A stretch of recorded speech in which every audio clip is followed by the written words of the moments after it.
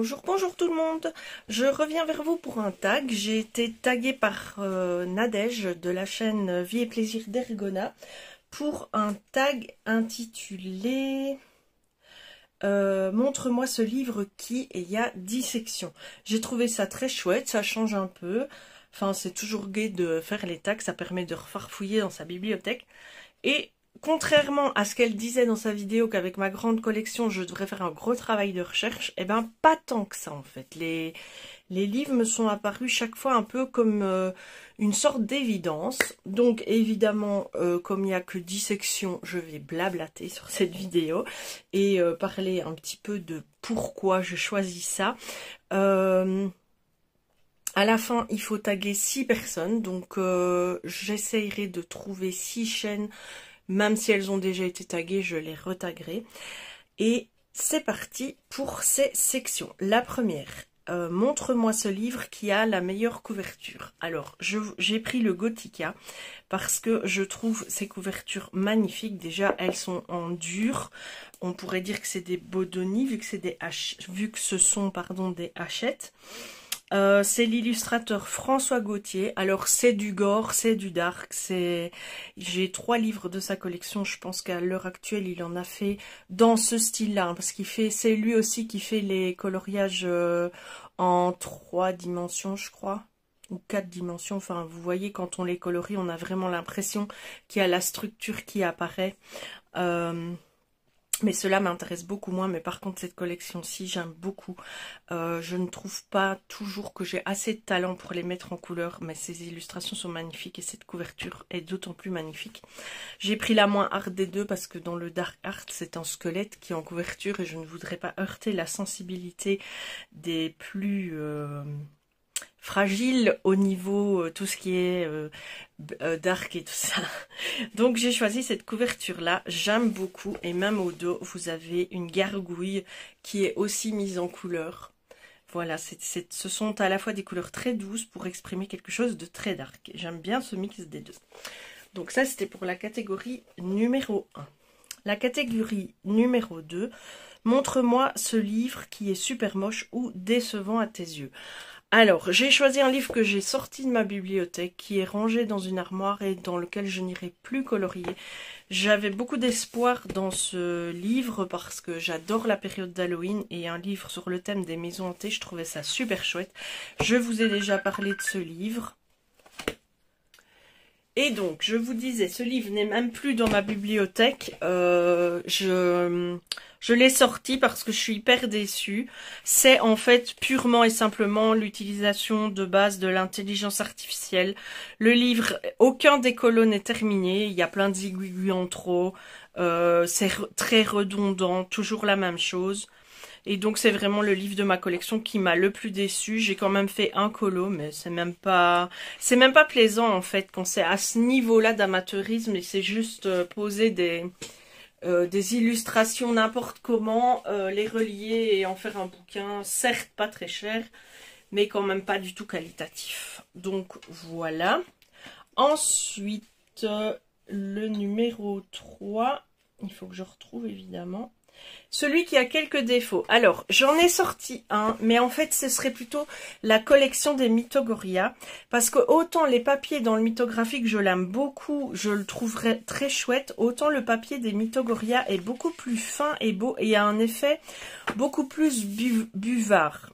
Donc, je trouve ça un peu dommage, puisque c'est la même franchise, hein, je pense, Mythographique et Mythogoria, ça doit être la même maison d'édition. Et les mêmes... oui, c'est ça. C'est la même maison d'édition et c'est la même fabrication. Alors, pourquoi en faire un moins qualitatif que l'autre? Je trouve ça étrange, mais bon, voilà. C'est comme ça. Donc ça, c'était pour la catégorie numéro 3. Quel est ton livre le plus... montre-moi ce livre qui est le plus avancé. Alors, sans aucune surprise pour moi... Hormis les mystères, évidemment, mais j'ai décidé de faire ce tag hors mystère, sauf une exception. C'est La Maison des Secrets de Johanna Basford. C'est celui où j'ai fait, proportionnellement à ma collection, évidemment, le plus de colos. Mais ça ne doit s'élever qu'à 7 ou 8 colos, on est bien d'accord. Vu que, je vous dis, j'ai une collection de livres absolument indécente, je crois que je tourne autour des 300. Donc j'ai fait cette double page en duo avec Nadège à l'Halloween passé.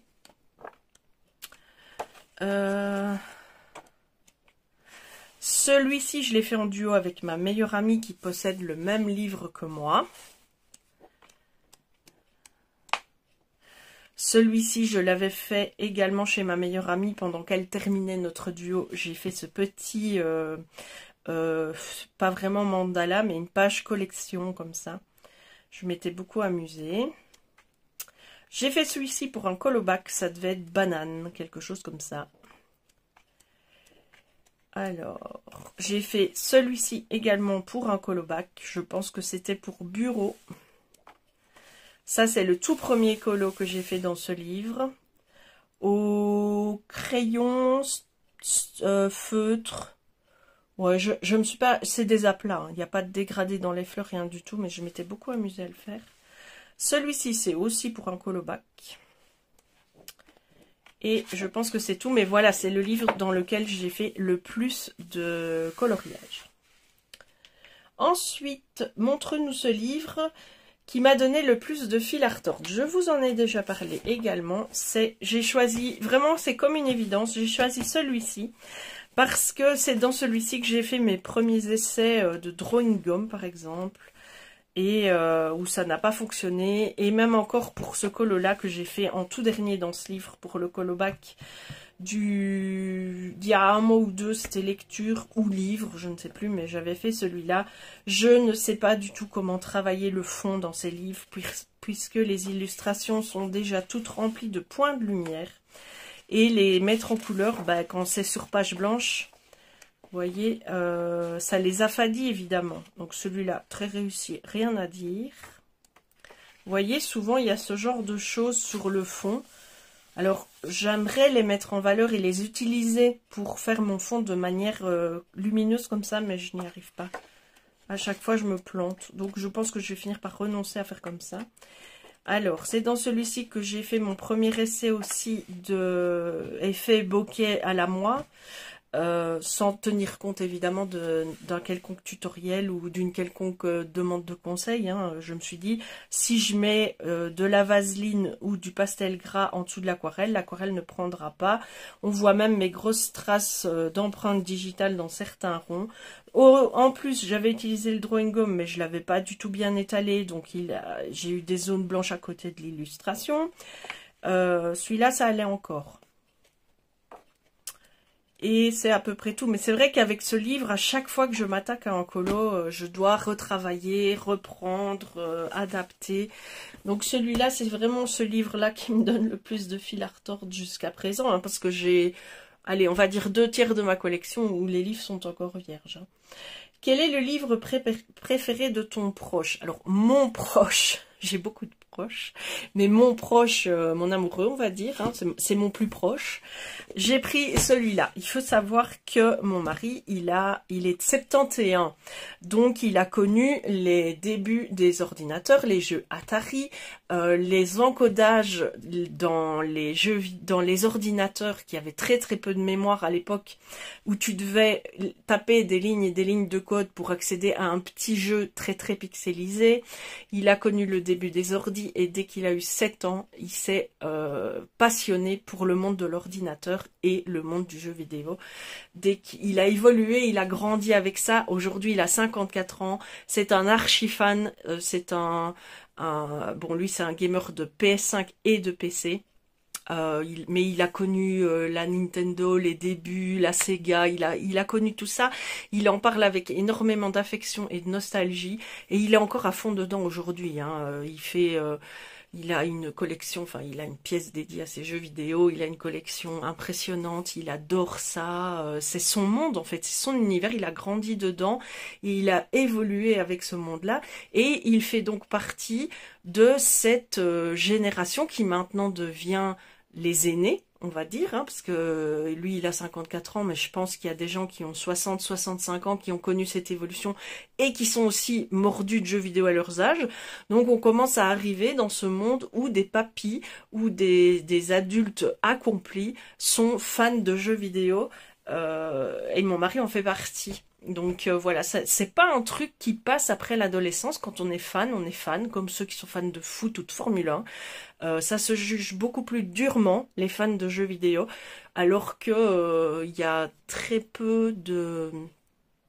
Pour les gens sains d'esprit, j'entends bien, il n'y a pas plus de contraintes à être fan de jeux vidéo que fan de sport ou fan de voyage ou fan de n'importe quoi. Quand on est fan, n'oublions pas que la diminution fan vient du mot fanatique. Hein. Donc quel que soit le truc duquel on est fan, ben c'est toujours un petit peu too much parce qu'on est trop passionné, soi-disant. Mais donc voilà, et moi j'ai jamais eu de problème avec ça, le fait qu'il soit fan de jeux vidéo. Ça n'en fait pas un être asocial, ça n'en fait pas un être distant, ça n'en fait pas un être non investi, pas du tout. C'est juste que comme des maris vont 3 fois par semaine au foot, le samedi au match, et le dimanche regarde le week-end sportif, bah le mien il joue aux jeux vidéo et c'est très bien comme ça. Donc, fermeture de la parenthèse à ce sujet-là. Oui, je défends mon homme parce que très souvent il a été jugé, catalogué, alors que ce mec, ce mec, c'est une perle quoi. C'est un mec génial et bien qu'il soit fan de jeux vidéo, il est bien meilleur que la plupart des hommes que j'ai pu connaître. Du coup, jeux vidéo, je ne pouvais pas passer à côté. Il m'a même aidé à trouver tous les noms des jeux vidéo parce qu'à l'instar, moi j'ai un peu joué adolescente, vite fait à la Sega et à la Nintendo, mais ça m'est très très vite passé. Déjà en tant que maman de famille nombreuse et d'enfants très rapprochés, je vous avoue que très vite j'ai plus le temps de jouer parce qu'en plus je cumule le fait d'avoir eu 4 enfants et d'avoir besoin de sommeil. Je suis pas ce genre de personne qui sait dormir 4 heures et repartir le lendemain. Moi j'ai toujours été une grosse dormeuse. Donc j'ai toujours été couchée avec les poules. Moi à 9 heures je suis dans mon lit. Debout à 6, mais à 9 heures je suis déjà dans mon lit parce que ma journée je l'ai dans les pattes et je suis claquée quoi. Donc voilà, moi j'ai très vite arrêté de jouer aux jeux vidéo et maintenant je n'ai plus du tout l'engouement. Il n'y a plus de jeux qui m'appellent. Ça ne me plaît plus de jouer à des jeux vidéo. Donc lui m'a trouvé tous les noms. Il y en a certains que je connaissais, évidemment Sonic je connaissais, mais Stray je ne connaissais pas du tout. The Last of Us, j'ai vu la saison 1, donc je connaissais et puis il m'en avait pas mal parlé. The Witcher, c'est un de ses jeux vidéo préférés. Final Fantasy, je connaissais parce qu'il y a énormément joué. GTA, c'est pas du tout son genre de jeu, mais World of Warcraft, oui. Professeur Layton, ça c'est plus moi sur la DS, parce que quand on s'est rencontrés, il m'a offert une DS. Enfin voilà, j'ai jamais de ma vie joué aux Sims par exemple. Et lui m'a aidé à trouver tous les titres des jeux vidéo. Et il a trouvé cette idée de livre très très marrante et très chouette en fait. Donc je pense vraiment que c'est son livre préféré dans ma collection. Ensuite, montre-nous ce livre qui est sous-coté. Qu'est-ce que j'avais pris de côté pour mettre le sous-côté? Oh, tiens, bizarre. J'ai pas mis. Décidément, on croit que je suis solitaire, mais en fait non, je suis toujours en communication avec un de mes enfants, ou ma filleule, ou... Il y a toujours quelqu'un pour m'appeler, ce qui est très bien, c'est pas un reproche. Mais, du coup, j'avais oublié de prévoir la catégorie un livre sous-coté, et j'ai sorti celui-là, mais c'est plus précisément l'illustratrice que je trouve qui est sous-coté. J'adore ces livres, je sais qu'ils peuvent être un peu... impressionnant de par le trait qu'elle a, très noir et très dense, mais ils sont d'une facilité déconcertante à colorier une fois qu'on commence une illu. Et en plus, on n'est pas obligé vraiment de...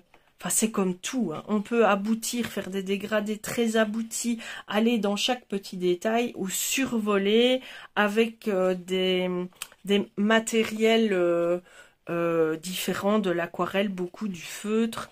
Et voilà, et juste passer un moment... détente en fait. Mais moi je trouve qu'on ne la voit pas assez, qu'elle est fort sous-cotée.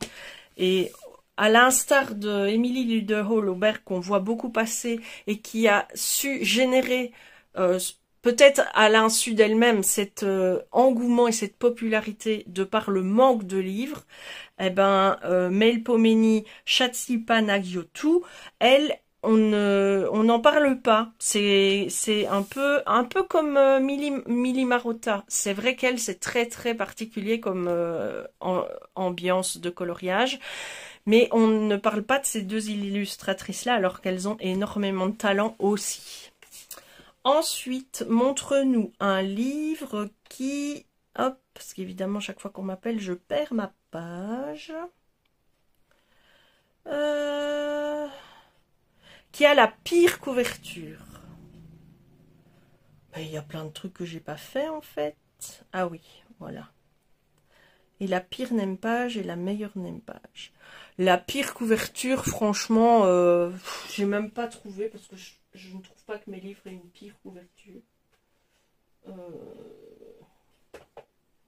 Non. Non, cette catégorie-là, je ne la relève pas parce que je trouve pas que j'ai des livres franchement moches.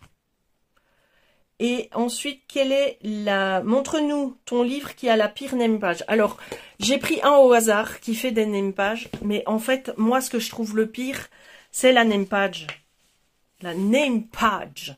Le truc, c'est la page de nom. Je trouve ça... Parce que si je dois y rajouter mon nom, ça sera moche d'office, parce que j'ai pas du tout une belle écriture, et je ne sais pas colorier un livre qui a ce genre d'étiquette. Alors, je pourrais le masquer, hein. On est bien d'accord, je pourrais le masquer. Mais j'aime pas les pages de nom. Je ne les colorie jamais, je ne les regarde même pas. Pour moi, ça ne fait même pas partie du bouquin. C'est juste comme ça.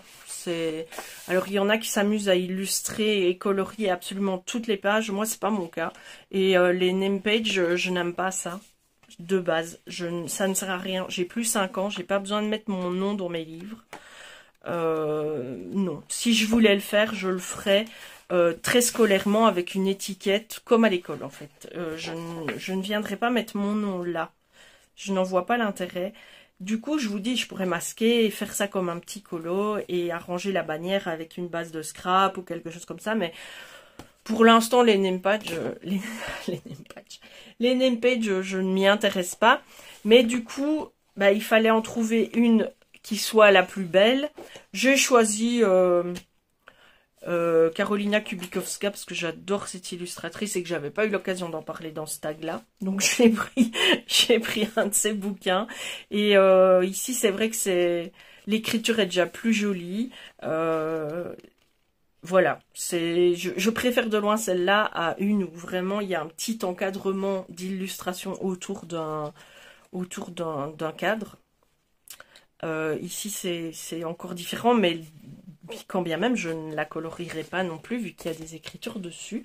Et je prends évidemment le parti de répondre à la question de Nadège, et qui demande, parmi tous tes livres présentés, dis-nous ce livre qui est ton précieux. Alors, j'en ai pas un, j'en ai deux. Et ce sont les deux livres qui avaient été discontinués.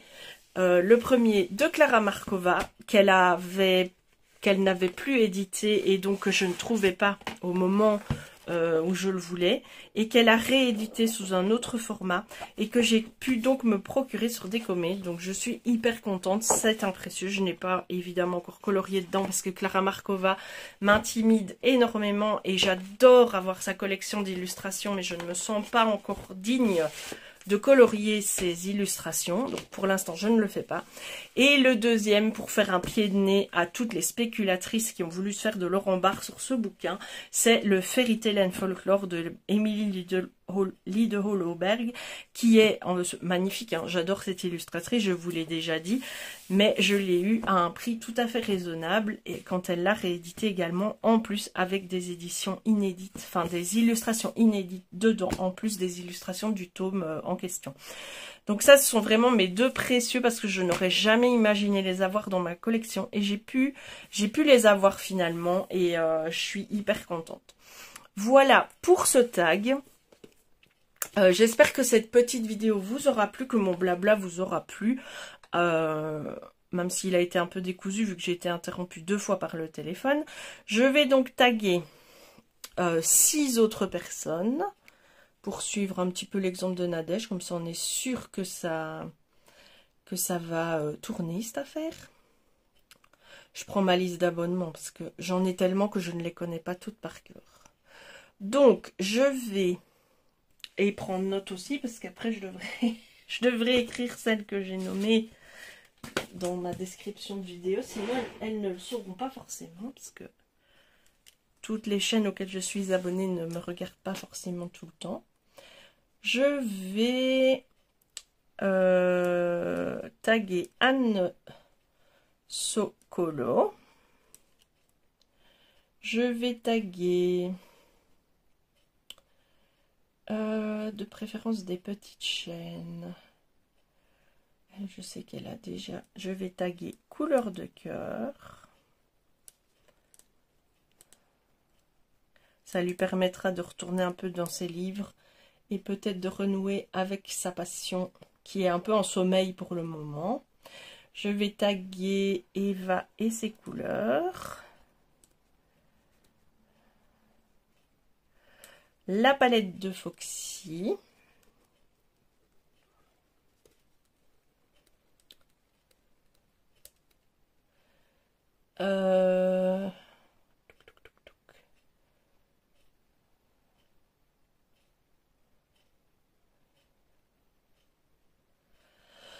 Oui, un petit silence de fin de vidéo. Ah oui, tiens, je vais taguer. Elle a tout changé, elle. C'était? Non, c'est pas elle.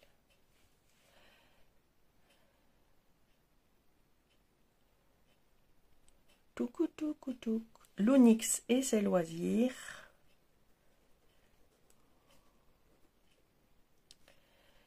Et je voulais aussi taguer Momotte. Voilà, comme ça je tag 6 copines. J'espère qu'elles auront le temps de reprendre ce tag. De toute façon, il n'y a pas de date définie pour le faire. Je vous embrasse tous très fort. Comme d'habitude, faites ce que vous avez envie de faire dans la vie et faites-le avec plaisir. Prenez soin de vous. Faites vraiment les choses de manière libre et sans vous auto-juger. Parce que ça peut nous bouffer souvent parfois. Je vous dis à très bientôt dans une prochaine vidéo. D'ici là, portez-vous bien. Bye bye. Bye bye, bisous. Et bisous mamie. Mamie! Oh non. Oh,